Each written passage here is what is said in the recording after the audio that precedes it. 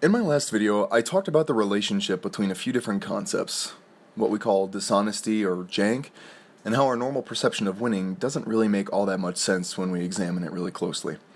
But the more I thought about it, the more I realized that there is still a lot about the latter idea that I want to talk about and that I think is worth looking at in a video all its own. As I mentioned before, there are a lot of ideas we struggle to accept or reconcile with our sense of fairness when we compete. A top-tier main asks themselves if they're actually good or if they're just abusing their character's strengths. A low-tier main feels inferior for losing to a top-tier main.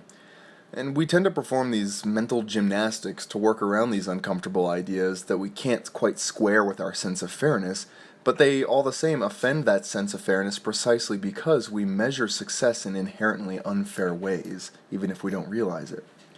We say things like X outplayed Y by not SDing several times, or Bayonetta outplayed Pac-Man by making tons of errors but doing one thing right that got the Pac-Man killed. But there are two immediate problems that come to mind with this way of thinking. First of which is, what do we even mean when we say outplay? It's painfully vague. Second of which, following from the first, is what exactly are we comparing such that we can use words like better in the first place? Better than what? For winning to even make sense, we need a point of reference.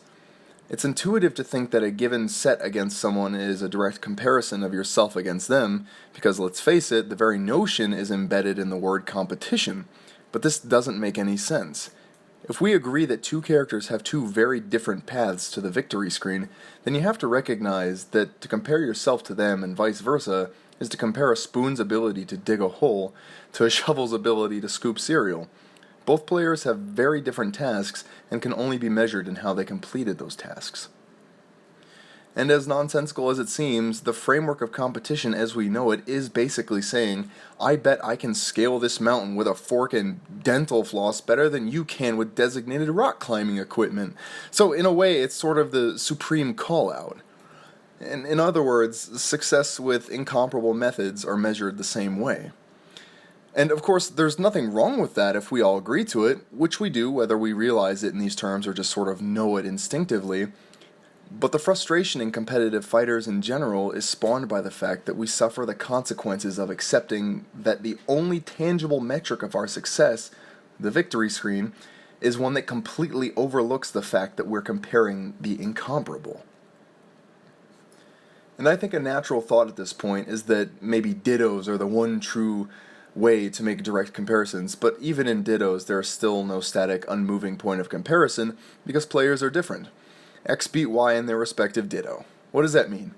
Does it mean X is better than Y? Not necessarily.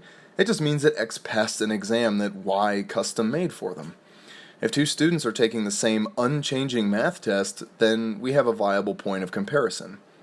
If a student gives their professor a test the student made and the professor gives the student a test the professor made, if one outperforms the other, all that can really be said of that is that one performed better on the other's test than the other did on theirs. Now, coming full circle to the beginning, with all of this in mind, if a top-tier main views their win as a function of being a better player than, say, the low tier they beat, rather than simply a function of accomplishing an agreed-upon objective with the tools their character provided, there will of course be some internal dissonance afterward as they wonder whether they're really the better player. Likewise, if a low-tier main views things the same way, they'll feel cheated, because again, if winning is viewed strictly as a function of being a better player, being judged as the inferior player when the table's massively tilted, potentially, is a repulsive thought, let's face it. But if both sides recognize that they're really not even running the same race, that sense of tiltedness becomes easier to stomach because both are then being judged against only themselves, rather than against a person with either an advantage or disadvantage. In other words, they should be judged as having failed or succeeded with respect to their goal, rather than as being inferior or superior with respect to the other player. And this is why our competitive choices like who to use are so multidimensional, and why there really is so much more to the competitive experience than just winning. Winning is meant to be the culmination of our progress and a reflection of our understanding.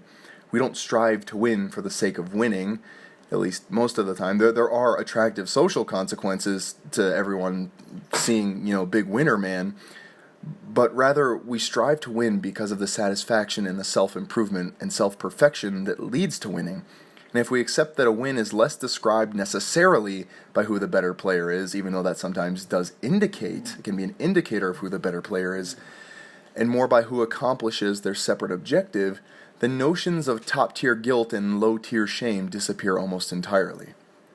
And sure, it's still a mythic penis in the anus to have your eternity run cut short, but to me, at least, that's a much more acceptable casualty than feeling you either cheated or got cheated. Hopefully, devoting an entire video, albeit pretty short, to the ideas of which I spoke, helped to clarify them a little bit and separate them from the related yet distinct concepts I sort of aggregated in my last video. As always, I appreciate the time my viewers take to hear my thoughts, and I really am deeply grateful for it. I have many video ideas backlogged with Ultimate on its way out, so do not be afraid to subscribe.